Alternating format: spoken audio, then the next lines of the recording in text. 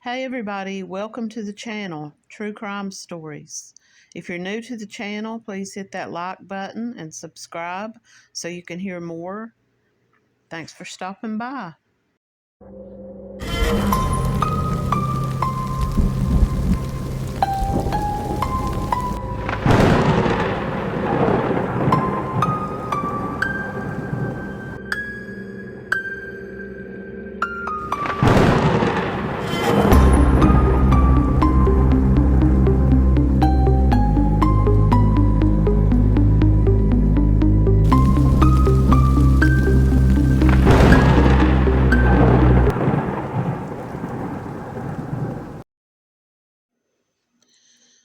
Not too long ago, I was doing some research on a story and I came upon this website called spotcrime.com, and this is Pine Mountain Cold Cases.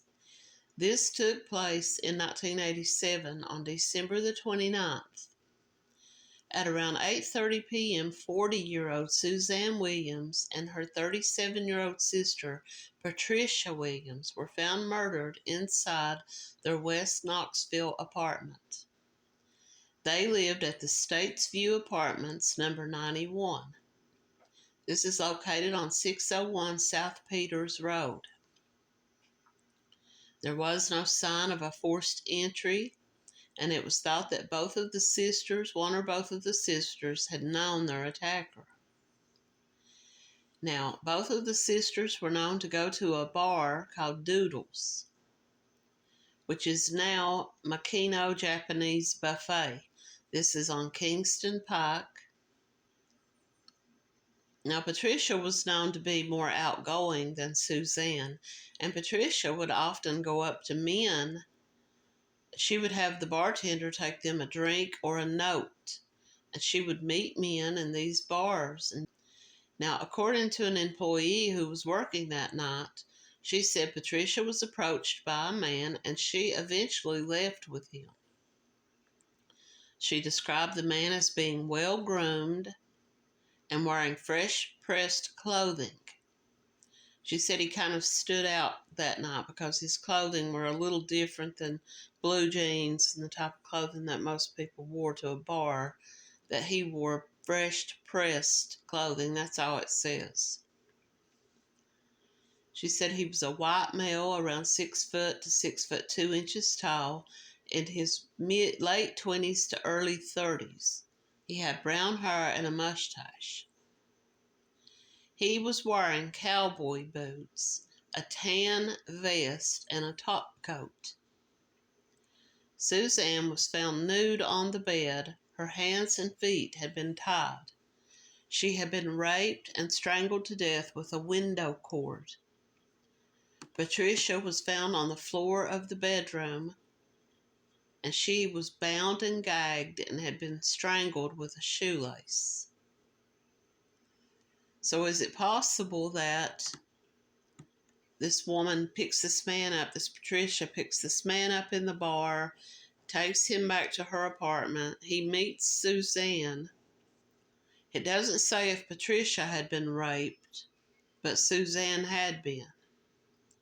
So is it possible that he meets Suzanne and his interest turns to Suzanne rather than Patricia?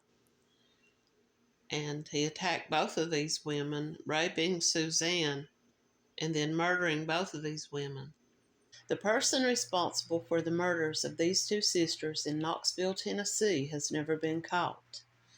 Suzanne and Patricia shared an apartment at a complex then known as State View Apartments, located in South Peters Road in Knoxville, Tennessee. Suzanne and Patricia both suffered from a muscular illness that required both of them to wear braces. The sisters enjoyed spending time at a sports bar called Doodles, located at Kingston Pike in Knoxville. Patricia was the more outgoing of the two and was often known to flirt and approach men in the bar. The night of December 28, 1987 was a little bit different. According to the bartender, an unidentified male actually approached Patricia, and she was seen leaving with him. Some reports stated the date was the 29th, but research has proven that it was the 28th. The man was described as a white male in his late 20s to early 30s, 6 foot 2 inches tall, and with a brown beard, brown hair, and a mustache. The man was described as well groomed. He was wearing a tan vest, jeans, cowboy boots, and a top coat. Patricia and Suzanne's mom and stepdad lived nearby and were known to stop by often to check on them. On December the 29th, they walked into a horrifying scene that stopped them dead in their tracks. Suzanne was found on the bed, nude, with her hands and feet bound. She had been sexually assaulted and strangled to death with a window cord. Patricia was found on the floor of the bedroom. She had been bound, gagged, and strangled to death with a shoelace. There was no signs of forced entry, and investigators believe that that the two sisters knew the person who they had let into the apartment. A TV, microwave, and some other items, as well as Suzanne's car, were all missing. All of these items and the car would be located about 6 miles away a couple of days later. A neighbor reported hearing suspicious noises from the apartment that night of the 28th. She said she heard tires squealing sometime around 11 p.m. A pest inspector who worked for the apartment complex entered the apartment on the 29th. As he went through the apartment doing his work, he saw one of the sisters laying on the bedroom floor, covered in a blanket. He didn't enter the room and he didn't see the other sister on the bed. He just assumed that she was asleep, so he quietly went about his work and left. This man was cleared as a suspect. The man from the bar was never identified, and the person or persons responsible for this disturbing crime have never been caught. If you have any information that you can give to police that might help identify this man, there's a sketch of him, please call the Knox County Sheriff's Office at 865-922-1070. Both of the sisters, it said, suffered from muscular dystrophy, and their ability to fight someone off would have been very limited. Cold case units have taken a second look at the December 1987 deaths of Sister Patricia and Suzanne Williams. They were both found bound with pieces of clothing, rope, a window sash, telephone cord, and laces from the leg braces that they wore because of the muscular dystrophy that they both suffered with. They were both strangled to death, and one of them, at least one of them, had been sexually assaulted. Now, did they keep their bodies, and did they keep DNA from their bodies, unlike the poor young woman in Tennessee, in Nashville, Shuri Doe, whose body was lost, according to law enforcement. Her body was lost in this graveyard that no one seems to have kept records of, where she was interred. This one man who supposedly left the bar with one of the sisters that night, probably left the bar with both of the sisters that night, because they were, it was said that they came to that bar together.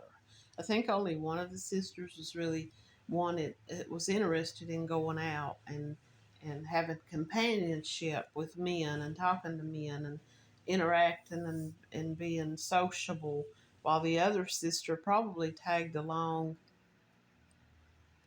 either because she didn't want to be at home alone or because the other sister just didn't want to go out alone. And so it really didn't do them any good to travel and as a couple, because they invited this man, or this man invited himself, or followed them, or however it happened. Whatever happened that got this man inside of their home. This has been almost 40 years ago. He would probably be well into his late 60s or early 70s, maybe even his late 70s by now, according to how old he was at the time this happened. It's possible that he's still alive. And I don't know if they were able to get DNA from this sexual assault of the one sister, if they kept any of those samples.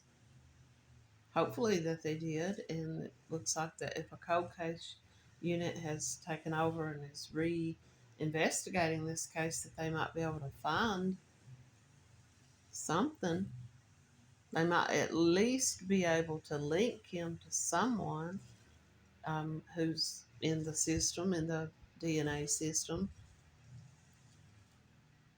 He was described as a Caucasian man, white man in his late 20s to early 30s, around 6 foot tall.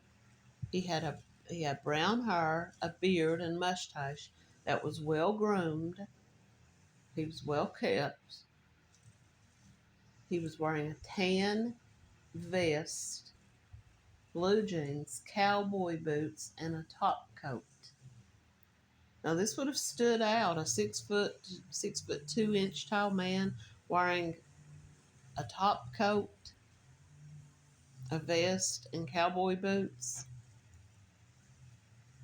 Had anyone ever said they saw this man in this bar before or in other bars in the area? Had anyone seen this man just walking around the streets? Was he simply passing through? Did he simply put on this outfit, this garb, to throw people off from his regular everyday appearance? DNA will match to someone. If this man had children, he had brothers and sisters. If someone out there has put their DNA into the system and it's second, third, fourth, fifth cousins, this is how they narrow this stuff down. To recap, I'll just recap this by saying Suzanne Williams and her 37-year-old sister Patricia Williams were found murdered inside their West Knoxville apartment. It was thought that one or both of the sisters knew the person who attacked them. Patricia was very outgoing. She was the one who wanted to go out. She was the one who wanted to hang out and talk to people and went off to send drinks or notes to men in the bar.